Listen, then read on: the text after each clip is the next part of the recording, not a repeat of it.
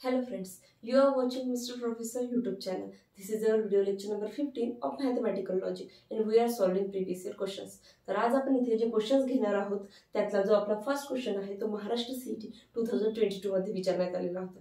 तर तो क्वेश्चन आज आपण सोडवून बघूया. तर तो क्वेश्चन आहे for three simple statements P, Q and R, P implies Q R R is logically equivalent to. तर इथे आपल्याला त्यासाठी चार ऑप्शन्स दिलेले आहेत. तर बघा इथे स्टेटमेंट आहे P implies Q or R.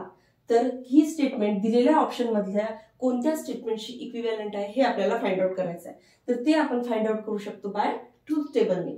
तर इथे आपल्याला ट्रूथ टेबल काढण्यासाठी P Q R अशा तीन एंट्रीज दिलेल्या आहेत. ओके, तर आपण ते काढून बघूया. सर्वात आधी आपण या P implies Q or R साठी काय एंट्रीज येतात बघू. मग त्या एंट्रीज या दिलेल्या चार ऑप्शन मधल्या कोणत्या एंट्रीजशी मॅच करते ते आपण बघूया. तर बघा इथे आपण घेऊया P Q आणि R. ओके,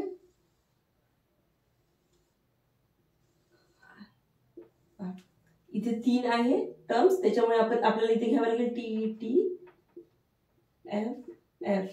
ओके, पहा T T F F नंतर T T F F T T F F. बघा अशा प्रकारचं तुम्हाला माहित आहे हे. ओके, आणि आता बघा आपल्याला हे काढायचं सर्वात आधी P implies Q or R. तर सर्वात आधी आपल्याला काढावं लागेल Q or R.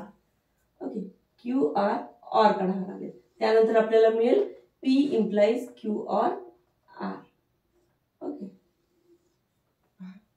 आता Q or R or साठी F F असेल तेव्हा F. Okay, F or F असेल तेव्हा आपल्याला मिळणार F. पहा बघ Q or R मध्ये F F कुठे दिसत आहे बघा, इथे F दिसत आहे, F F इथे F दिसत आहे. ओके, पहा दोन ठिकाणी मिळालेलं आहे आपल्याला F F. ओके, म्हणजे बाकी सर्व ठिकाणी येणार T. ओके, आता P implies Q or R म्हणजे याचं रिलेशन यासोबत लावायचं तुम्हाला. आता P implies मध्ये माहित आहे आपल्याला T F असेल तेव्हा F मिळणार, बाकी सर्व ठिकाणी आपल्याला T मिळणार. तर बघा या दोघांना बघा T F मिळत आहे आपल्याला, बघा या इथे मिळत आहे T F म्हणजे इथे येणार F. आणखी बघा कुठे मिळू शकते का, आणखी कुठे दिसत नाहीये आपल्याला, म्हणजे बाकी सर्व ठिकाणी येणार T. हा तीन टर्म्स वाला ट्रूथ टेबल आहे, खूप सांभाळून करावा लागतो. एक एंट्रीज तुमचं पूर्ण आन्सर चुकवू शकते. पहा आता ऑप्शन नंबर ए चेक करून पाहूया. ए मध्ये काय आहे P or Q पाहिजे आपल्याला. तर सर्वात आधी आपल्याला P or Q काढून घ्यावं लागेल. त्यानंतर आपल्याला P or Q implies R काढता येईल. Okay, implies R. ओके, हा आहे ऑप्शन ए आपला. पहा P or Q इथे बघा, मग F F F F बघा इथे आपल्याला मिळत आहे F F सर्वात लास्टच्या एंट्रीज मध्ये F F, बाकी सर्व ठिकाणी येणार T. बरोबर, आता P or Q implies R बघा इथून रिलेशन तुम्हाला इथे लावायचं आहे. ओके, म्हणजे या साइडहून या साइडनं आपल्याला बघायचं आहे, म्हणजे right to left. T F आपल्याला दिसत आहे दुसऱ्या नंबरवर. ओके, पहा T F.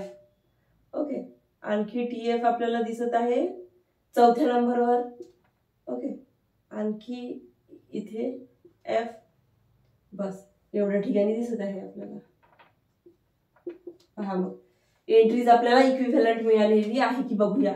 बघा ही एंट्रीज आणि ऑप्शन नंबर ए च्या एंट्रीज आपल्याला दोन्ही डिफरंट दिसत आहे, म्हणजे ऑप्शन नंबर ए इथे सरळ सरळ कट झालेला आहे.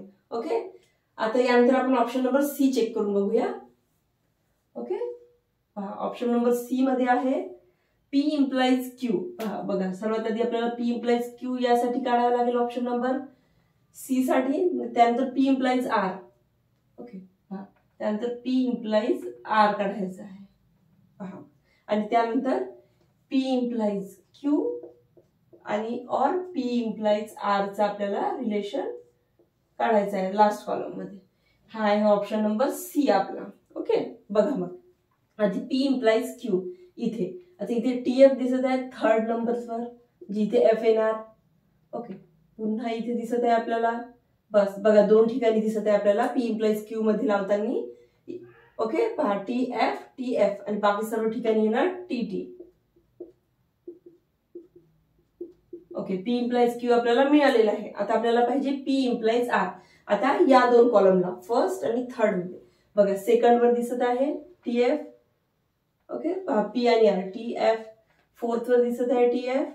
बस बाकी सर्व ठिकाणी T. पहा ओके आता या दोघांमध्ये आपल्याला ऑर लावायचा आहे. बघा मग ऑर साठी आपल्याला काय कंडिशन आहे, FF असेल तेव्हा F.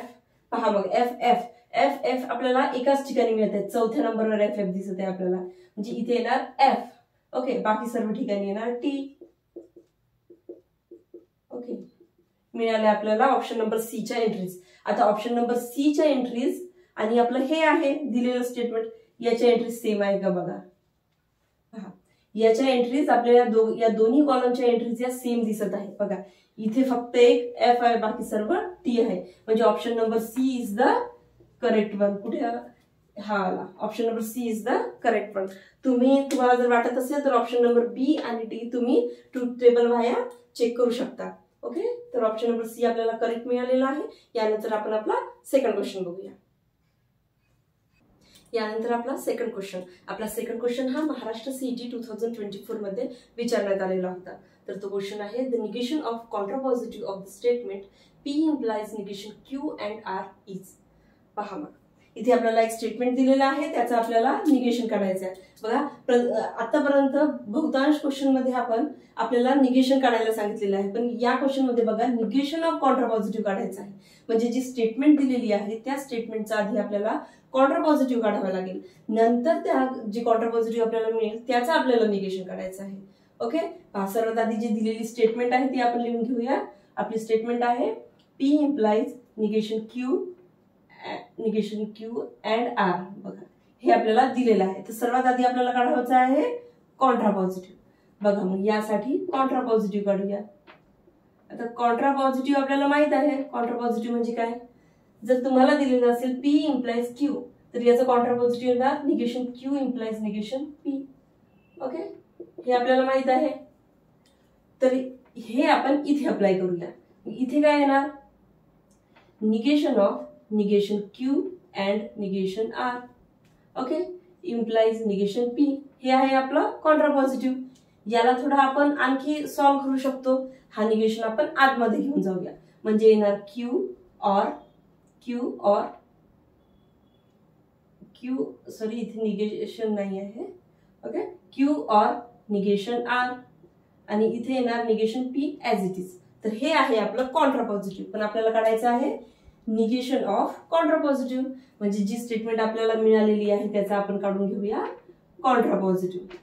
पहा मग सॉरी निगेशन काढून घेऊया.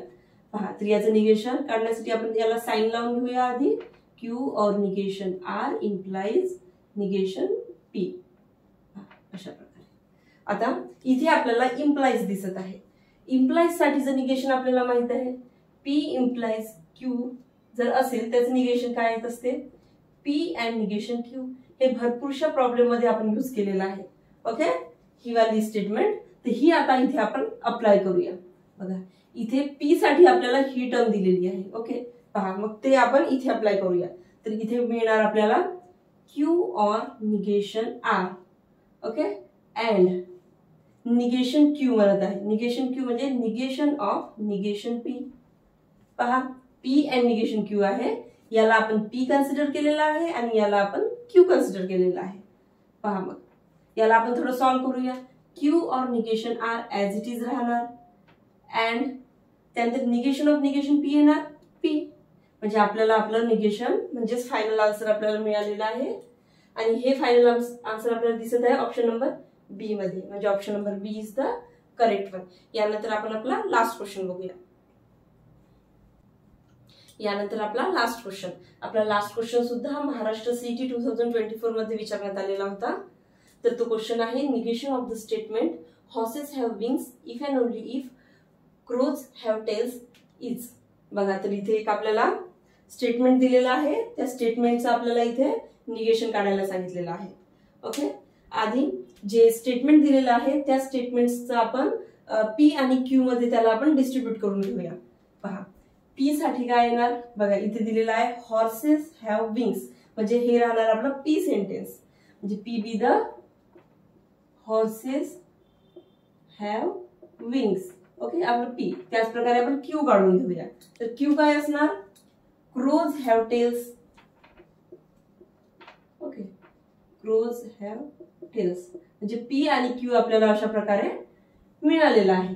आता बघा हे जे सेंटेन्स आहे sentence if and only if नी जॉईन केलेलं आहे. आता इफ अँड ओनली इफ म्हणजे काय आहे, पी डबल इम्प्लाइज क्यू. अशा प्रकारे आपण याला लिहू शकतो. म्हणजे हे स्टेटमेंट तुम्हाला या फॉर्म मध्ये दिलेलं आहे. आता याचं काढायचं आहे आपल्याला निगेशन. निगेशन त्यांनी काढायला सांगितलेलं आहे. बघा याचा निगेशन पी डबल इम्प्लाइज क्यूचा. आता बघा पी डबल इम्प्लाइज क्यू ला आपण अशा प्रकारे लिहू शकतो, P implies Q and Q implies P. बरोबर, अशा प्रकारे लिहू शकतो. म्हणजे याचा मिनिंग हाच येत असतो. ओके, आता याचं काढू आपण negation. Okay, P implies Q and Q implies P चा आपण निगेशन काढूया.